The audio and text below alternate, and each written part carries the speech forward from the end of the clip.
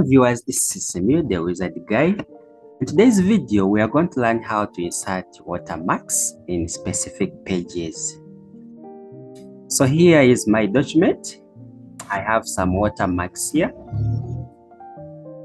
The watermarks are in page 1, page 2, and page 3. So I want a watermark on only this page here. By default, when you insert a watermark, it goes on all the pages that you have, but you can customize the watermark to go to specific pages that you want. So first of all, I'm going to delete these watermarks. I'm going to remove these watermarks.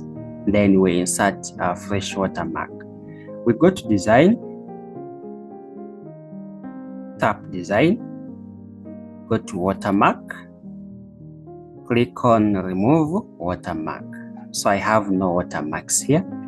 So let's insert watermark. We go to insert. First of all, you have to select the page that you want a watermark. You can see I have this page here. So you come and click in the page you want a watermark. You come to watermark, you right click in the watermark you want. Then you choose insert at current document position. So when you click, a watermark will be inserted in that position. So to edit the watermark, you point onto the watermark, point onto the watermark, then you click inside to edit. Blank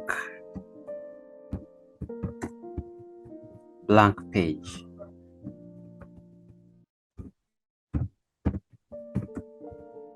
Blank page.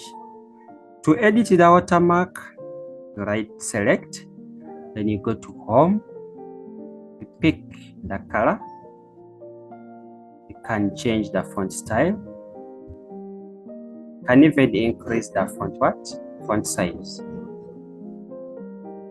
Increase the font size. That's how you insert a watermark on specific pages. Thank you very much for watching. See you in the next video.